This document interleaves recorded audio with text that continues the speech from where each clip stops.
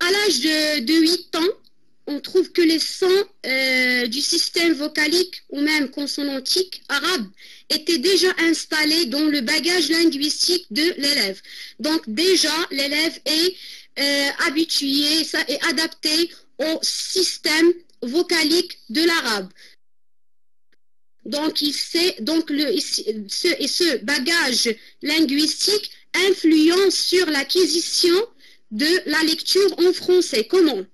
En le système primaire, celui de langue mère, va influencer aussi sur l'apprentissage du français d'une façon à ce que l'élève rencontrera des difficultés à articuler les sons étrangers et aura toujours tendance à les remplacer par d'autres qui font partie de sa langue maternelle. Et je crois qu'on a déjà vu ça, on a dit par exemple la lettre U, et aussi I, etc.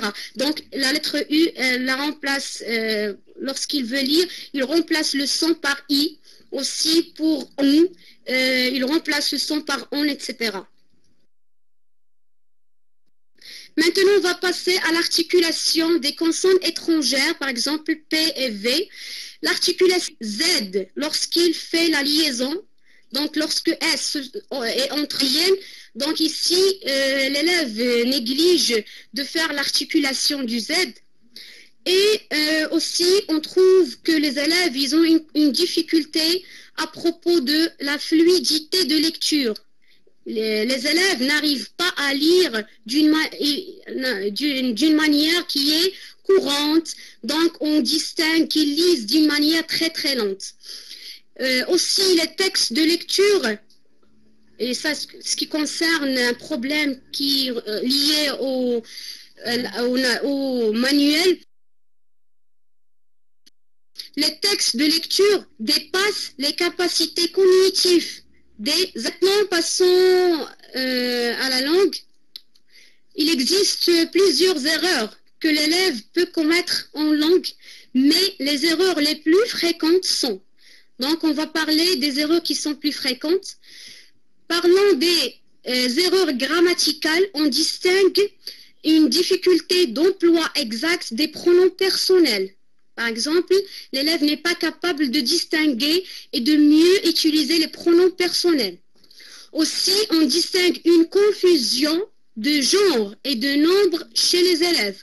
Par exemple, il ne peut pas distinguer, et ça existe encore chez les adultes, non seulement chez les élèves, chez les enfants. Donc, c'est une confusion de genre, nombre. Par exemple, il ne sait pas distinguer entre le féminin et le masculin, le pluriel et le singulier. Aussi, il y a une confusion de nature des mots. Par exemple, il ne peut pas distinguer entre le verbe, le nom, l'adjectif, etc. Il y a des fautes aussi d'accord de l'adjectif avec le nom. Il ne sait pas comment accorder l'adjectif avec le nom. Maintenant, on va passer à la conjugaison. Les difficultés qui concernent cette activité, on trouve que surtout quand les élèves trouvent des difficultés avec la conjugaison des verbes dans le temps qui convient. Donc, ils ne savent pas quand et comment utiliser les verbes, par exemple, selon le mode indicatif, puisque c'est le mode qui est donc le mode indicatif ou soit le mode impératif. Donc, ils ne savent pas le temps adéquat à utiliser dans une phrase, selon les expressions de temps. Par exemple, par exemple, si on lui demande de le conjuguer, on donne par exemple une phrase qui est au temps futur, il ne sait pas quel est le verbe comment on va conjuguer le verbe. L'auxiliaire aussi, on trouve des problèmes en ce qui concerne l'auxiliaire. Il ne sait pas quel auxiliaire utiliser, ou bien le verbe, ou bien l'auxiliaire être, ou bien l'auxiliaire avoir. Les apprenants ne maîtrisent pas quand et comment utiliser l'auxiliaire avoir ou être. Par exemple, pour le verbe partir, il pourrait dire j'ai parti, alors qu'il doit dire je suis parti. Donc, on trouve qu'il confond entre l'auxiliaire être et avoir, il ne sait pas comment mieux l'utiliser. On passe maintenant aux verbes pronominaux. On trouve que on distingue une inexistence de ce verbe puisqu'il n'existe pas en arabe. Donc l'élève il trouve une difficulté, il ne sait pas comment le mettre, comment l'utiliser. Maintenant on va parler des erreurs orthographiques. Donc tout d'abord on va dire que l'apprentissage de l'orthographe c'est une tâche qui est difficile, mais à la fois même s'il est difficile à apprendre, il est difficile de l'oublier, car l'acquisition de l'écriture correcte est le fruit d'une investigation qui n'a rien de mécanique aujourd'hui. À l'époque du traitement de l'information, donc avant, par exemple, à l'époque de la Renaissance, etc., l'époque de grands écrivains, une erreur de virgule dans un texte pourra être aussi grave qu'une erreur de virgule dans un texte de calcul.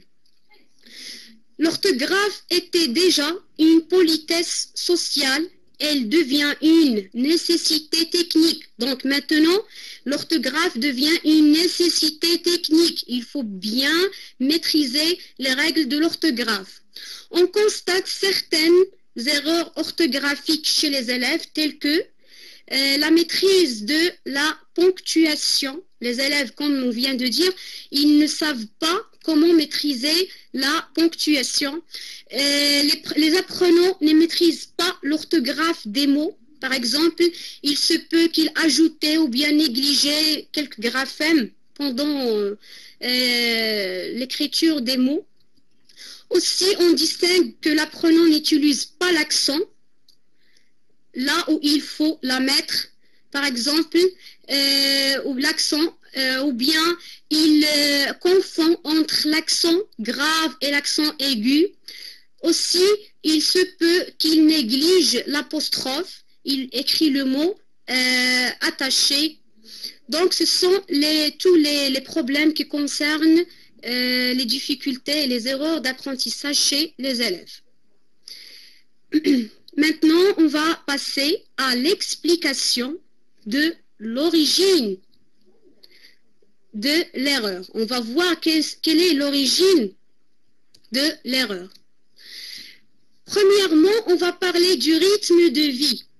L'élève, tout d'abord chez ses parents, chez lui, elle a un rythme biologique interne. Il se sent libre, il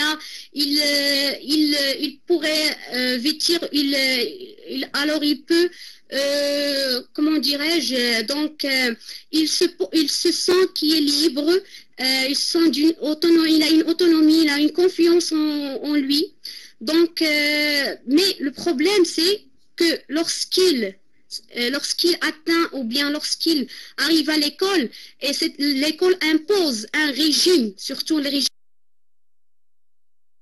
de classe, lorsqu'il s'agit d'un régime qui est strict, ou bien il s'agit d'une personnalité, c'est l'enseignant, et si l'apprenant ressent au niveau de son rythme biologique interne, donc ici on distingue que l'élève il se sent toujours timide ou bien il pourra avoir des problèmes d'apprentissage. Aussi, on pourrait mentionner que le manque aussi des activités supplémentaires qui peuvent attirer l'attention et la motivation.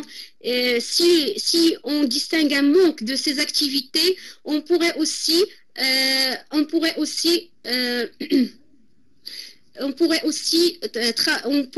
distinguer des problèmes d'apprentissage chez les élèves. On passe à la motivation des élèves. On trouve qu'il faut entendre l'engagement de l'élève dans les activités qui ne le motivent pas.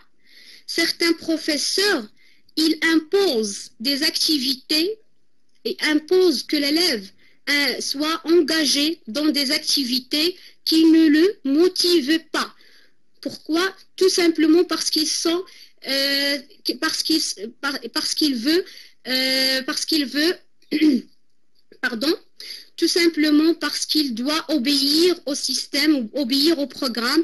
Donc, ces activités ne motivent pas les élèves, ils ne répondent pas à leurs besoins. Maintenant, on va passer à l'évaluation des travaux. Donc, cette évaluation, il fait seulement, alors l'objet de cette évaluation se réduit généralement sous forme d'interrogation écrite aux devoirs périodiques. Aussi, on trouve que il y a un autre élément, c'est l'élément socio-culturel, puisque l'entourage social de l'élève ne l'aide pas suffisamment pour s'habituer à une langue nouvelle. Donc, aussi, l'entourage social de l'élève joue un rôle très important sur l'acquisition des apprentissages chez les élèves. Comment cela est dû à l'analphabétisme des parents. Parfois, ce facteur est important et pourrait ou bien améliorer ou bien il provoque des manques d'apprentissage ou bien difficultés chez l'enfant. Aussi, on trouve qu'il y a une ironie envers cette langue. Certains gens, ils méprisent la langue française et ils la considèrent comme ce qu'elle, c'est comme un héritage imposé du colonialisme. Donc, on passe maintenant au manuel scolaire et tout le monde sait les problèmes qu'il a intégrés au niveau des programmes. Donc, la production des manuels divers qui cherchent à enrichir le cursus perturbe en réalité l'enseignant et désoriente l'élève au lieu de donner aux Français son véritable statut. On révèle des exercices de langue qui répondent aux besoins langagiers des élèves. Donc, il y a un manque, il y a une insuffisance des exercices langagiers pour améliorer l'apprentissage chez les élèves. Aussi, les textes de lecture qui sont parfois plus complexes par rapport au niveau cognitif de l'élève. Aussi, il y a un autre élément, c'est l'élément sanitaire, ce qui concerne la santé. Donc, cet élément se révèle par exemple, on peut trouver une paralysie cérébrale ou handicap visuel ou auditif. Donc, il ne faut pas oublier cet élément. Donc, et les conséquences de ces problèmes sur l'acquisition et sur l'apprentissage. Aussi, un élément social qui, par exemple, la pauvreté et, par exemple, par exemple, pour les parents séparés. Maintenant, on passe à une proposition. Donc, puisque, quand vous voyez, donc le programme, les activités pour le français des niveaux 3e et 4e année sont très, très divers. Donc, on ne peut pas chercher ou bien on ne peut pas remédier à toutes les difficultés. Mais moi, je propose une méthodologie qui peut concerner presque pour la 3e, la 4e année, ainsi de suite. Donc, c'est une proposition générale au niveau des méthodologies et des démarches à suivre pour remédier aux difficultés d'apprentissage. Donc, la question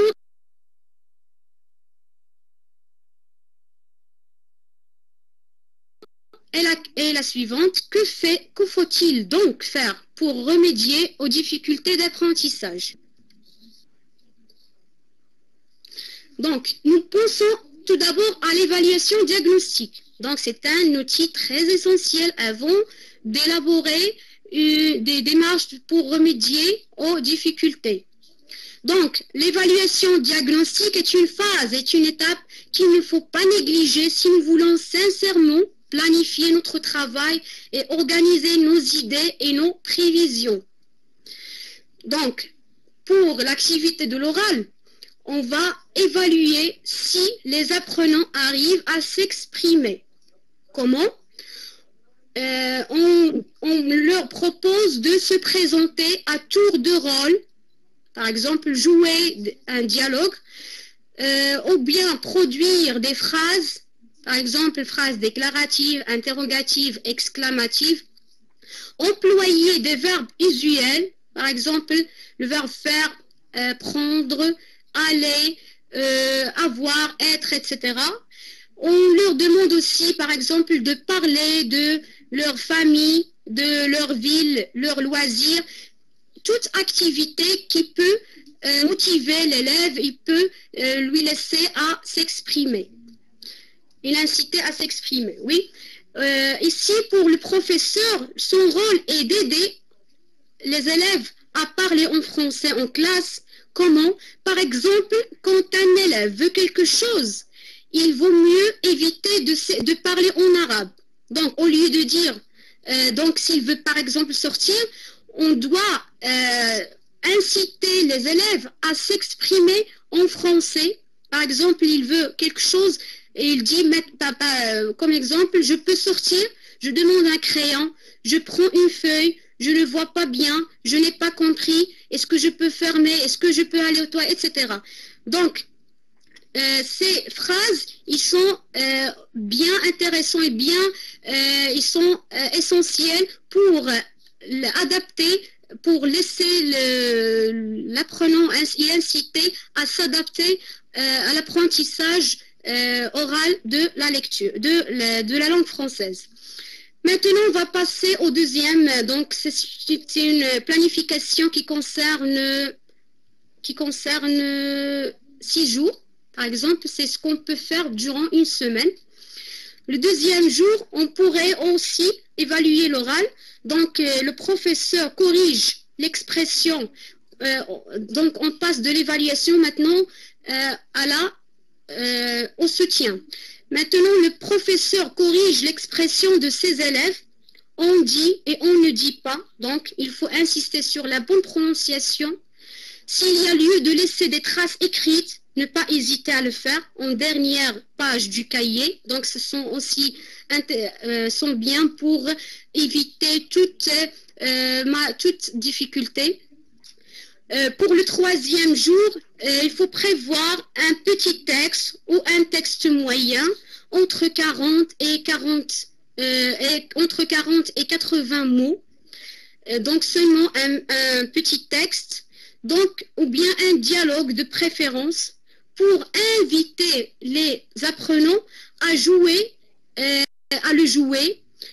Donc, le rôle de ce dialogue ou bien ce texte, c'est pour inciter à prendre des notes par fixation au tableau. Et les inciter aussi à prendre des notes par fixation au tableau. C'est aussi pour les inciter à s'exprimer. Donc, pour le quatrième jour, on pourrait se servir d'un texte support à lire et on le découpe en petites gras, on va le découper en petits paragraphes entre 3 et 4 phrases. Donc c'est pour, on va ici soutenir l'activité de lecture, c'est pour permettre à la plupart des élèves de lire le texte. Les élèves lisent à tour de rôle et le professeur remplit sa fiche d'évaluation. Donc, au fil des lectures, on remplit la fiche d'évaluation. Là, on va interroger un nombre réduit d'élèves. Si l'effectif est de 40 élèves, lorsqu'il s'agit d'une classe qui a un effectif qui dépasse qui dépasse par exemple 20 ou bien 30 élèves, on travaille le premier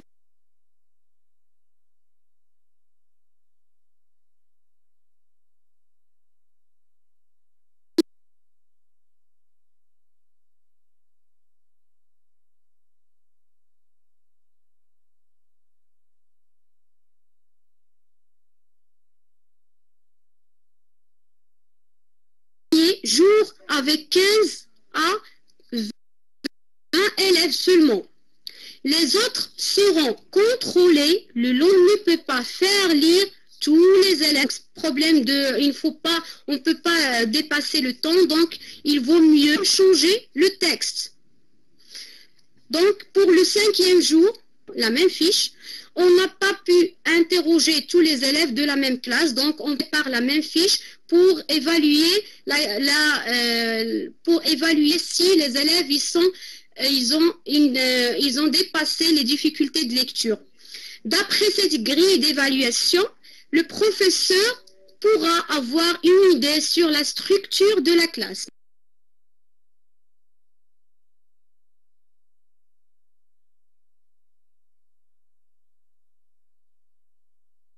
Maintenant, on pourra tracer, on pourra avoir une image claire sur le niveau des élèves en classe, ces élèves.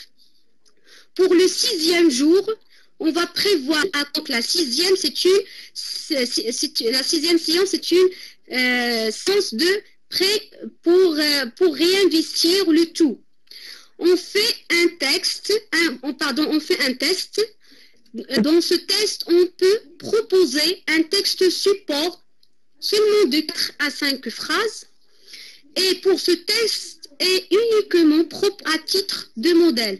Donc maintenant, je vais vous proposer quelques questions qu'on pourrait proposer aux élèves, qu'on pourrait demander aux élèves d'y répondre. Tout d'abord, il faut se servir d'un texte. Pour les questions, par exemple, on leur demande de compléter un tableau, par exemple. Ce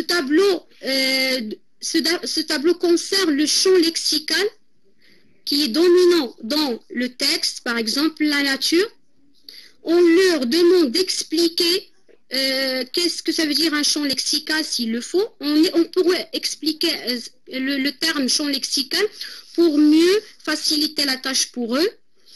Dans la phrase suivante, par exemple, on propose une phrase et on leur demande de souligner, par exemple, l'adjectif qualificatif et encadrer le complément du nom. Par exemple, dans une phrase, des jeunes dévoués aident les agents de sécurité. Par exemple, ici, quels sont les adjectifs qualificatifs? Je répète la phrase.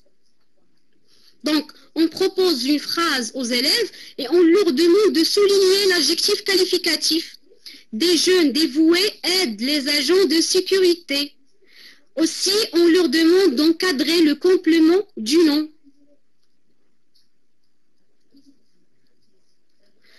Oui, je continue. Aussi, on leur demande d'identifier les phrases, par exemple, phrase nominale et phrase verbale. Donc, il faut distinguer et ne pas confondre entre les deux types. Donc, phrase nominale, par exemple, un jeune garçon. Phrase verbale qui contient un verbe. Les pompiers arrivent pour secourir les blessés. Donc, ici, on évalue si l'élève est capable de déterminer le verbe et de distinguer entre le verbe et le nom. 5e étape, c'est par exemple, on leur propose de mettre les verbes entre parenthèses au présent de l'indicatif. On leur propose des verbes à l'infinitif, des verbes qui sont usuels. Par exemple, rouler, finir, partir, aller, etc. Ou bien de les conjuguer au futur. On leur demande de réécrire la phrase au pluriel ici pour maîtriser l'accord. Ce virage, par exemple, est dangereux. On demande dans cette phrase de la remettre au pluriel. Aussi, on pourrait leur demander d'accorder correctement le participe passé du verbe mis entre parenthèses. Donc ici, ils doivent savoir comment accorder le participe passé ici. Donc il est entré, donc ils doivent ici accorder le participe passé, puisqu'on a ici l'auxiliaire être. pour les questions à prévoir seront proposées selon le profil d'entrée requis. Donc ici, selon les requis qui sont déjà présentés.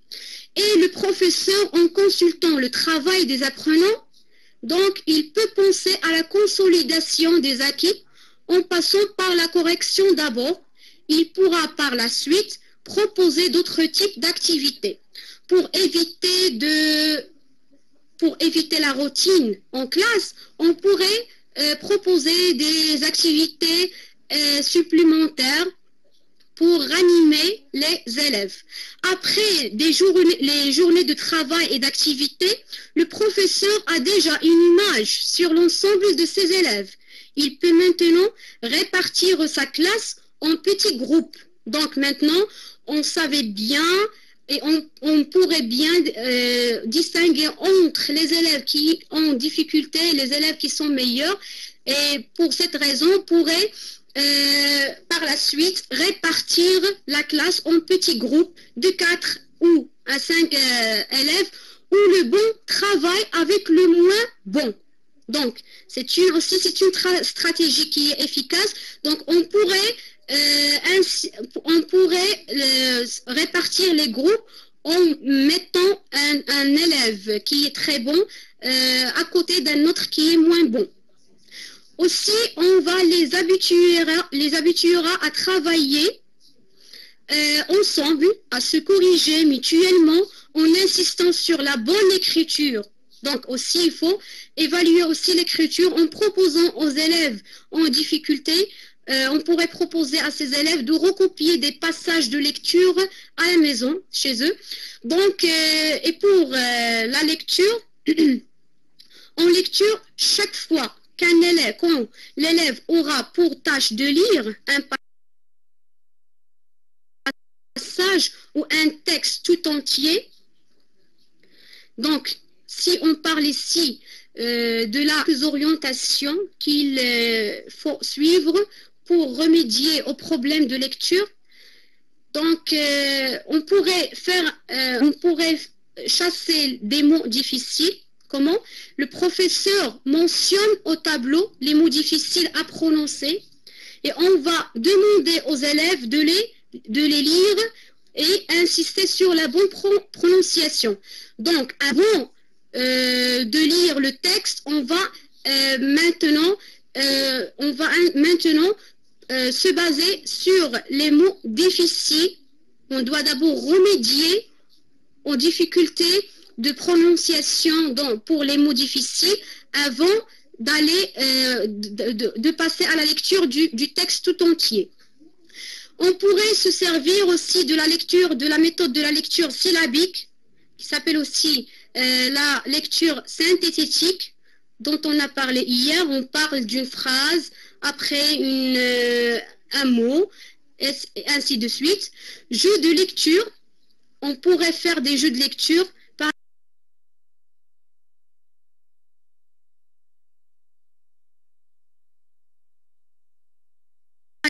exemple, imiter des personnages, jeux de rôle. On doit demander, ce qui est important, il faut entendre bien sa prononciation. De cette façon, il entend bien s'il a bien articulé les mots ou non. Aussi, il faut exprimer, on pourrait leur demander d'exprimer en lisant, par exemple, la joie, la colère. Donc, ils doivent faire une lecture expressive. Lorsqu'ils parlent de la joie, donc ils doivent faire le mimique. Par exemple, si on veut parler de quelques termes, par exemple la joie, la colère, la peur, etc. Donc, il faut insister sur la lecture expressive. Aussi pour la lecture, si on veut lire des phrases interrogatives ou exclamatives. Donc, aussi, on pourrait proposer une question de compréhension.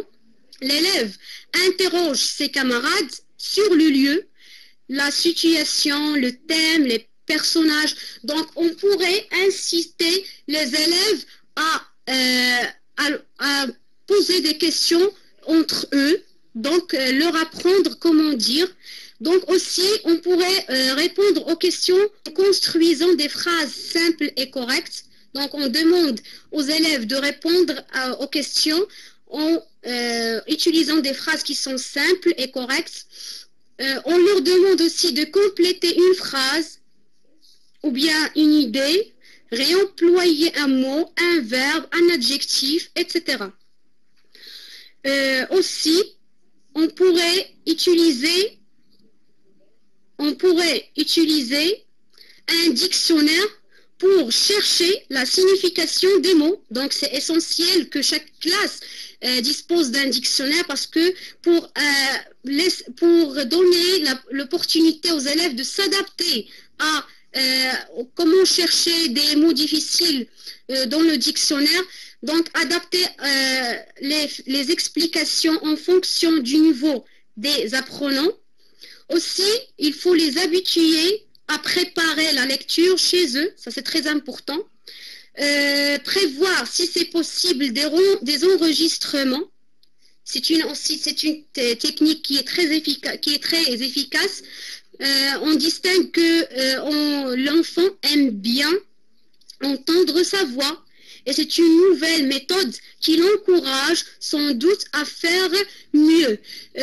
Moi, personnellement, j'ai trouvé un professeur qui a proposé un appareil qui s'appelle le mini speaker. Et moi, personnellement, je l'ai utilisé dans ma classe.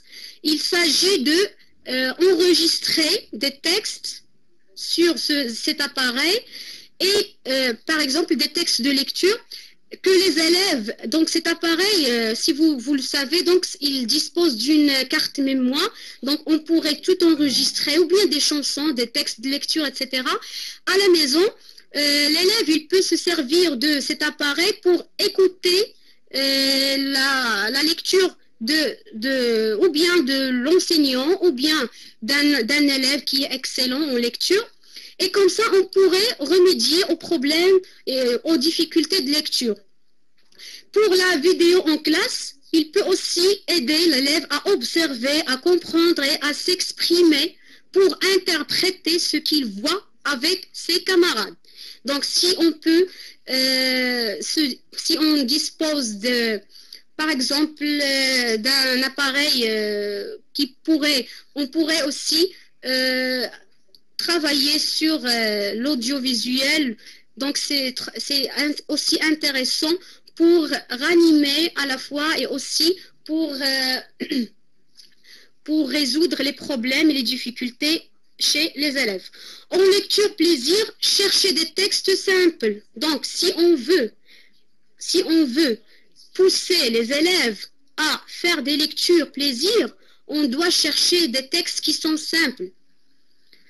Des dialogues surtout pour apprendre aux enfants à parler, à s'exprimer, à faire, etc. Donc, la dictée aussi, il faut insister sur la dictée de temps en temps. Pour chaque activité, s'il nous reste encore du temps, on doit demander aux élèves de faire l'autodictée. Donc, parce que c'est une activité nécessaire pour apprendre à l'apprenant la graphie des mots. Donc, il apprendra aussi à différencier entre les sons. Par exemple, on et on, ou bien ou, o, etc. Et finalement, chaque professeur a la liberté et sa propre initiative de tester le savoir de ses élèves en cette langue étrangère, ou bien en utilisant des activités, par exemple questions, réponses, texte support, questions de compréhension, etc. Mais l'essentiel, c'est qu'il soit sûr qu'il est en train de faire un travail qui est sérieux et adéquat avant d'entamer le programme et de prendre en compte les différences individuelles chez les élèves. Donc, il nous reste seulement, alors on passe à la dernière partie, c'est la conclusion. J'espère que vous ne vous sentez pas ennuyés. parce que j'ai parlé trop. Donc, la dernière phase, c'est la conclusion. On croit généralement que les troubles d'apprentissage chez les élèves de primaire sont liés à des problèmes scolaires. Donc, toujours, on juge que les élèves sont les seuls facteurs qui sont ou bien coupables qui sont les seuls coupables. Mais cependant, les résultats tiennent pour une grande part au mode d'application des instructions officielles. Alors, tout d'abord, il faut juger la mode d'application des instructions officielles, le niveau de formation des maîtres, la capacité à intégrer de nouvelles pédagogies. Voilà, c'est un problème qui est très grave. Donc, ici, face au manque de la formation des maîtres, aussi les difficultés de passer de la théorie à la pratique réelle des classes. On apprend de nouvelles pédagogies, mais on ne sait pas comment passer aux pratiques, dans pratiques réelles en classe. Chacun, par ailleurs, rejette la responsabilité des échecs sur l'ordre de l'enseignement antérieur. L'enseignement supérieur accuse la négligence de l'enseignement secondaire et lui-même rejette la faute sur l'enseignement collégial, lequel, à son tour, renvoie tous les blâmes d'incompétence et d'inefficacité à l'école primaire. Donc, chacun, alors, il assume la responsabilité à l'autre. Quoi qu'il en soit, les apprenants seront les victimes de cette défaite. Donc, les seules victimes seront les apprenants. Malheureusement, les difficultés s'aggravent encore, en particulier chez les élèves issus de milieux socialement et culturellement défavorisés, surtout les élèves qui habitent à la campagne. Les enfants concernés sont les adultes de demain. Et si personne n'ose agir, nous verrons des difficultés qui augmentent de jour en jour. Si chacun de nous se remettrait en question sur chaque intervention qu'il fait avec l'enfant, en se posant une seule question, ce que je viens de faire ou de dire aide cet enfant à lui donner confiance en lui? Ce que je viens de dire ou de faire aide cet enfant à lui donner confiance en lui? J'insiste bien sur la phrase. Un enfant qui a confiance donne des résultats, même pour celui difficulté d'apprentissage. Nous devons être conscients aux besoins de l'élève, renforcer les rapports sociaux à l'école et en famille, pour que l'élève ressent qu'il est admis malgré ses lacunes. Aussi, sont de bases solides, acquises à tous les niveaux de la scolarité obligatoire, la réussite scolaire reste lointaine. Et les chances de réussite plus tard dans la vie professionnelle de l'apprenant et dans sa vie d'adulte seront amoindries. Et voilà, mon exposé tient à sa fin. Et merci pour votre patience et pour votre attention. Et voilà, je relâche et vous laisse le temps pour discuter.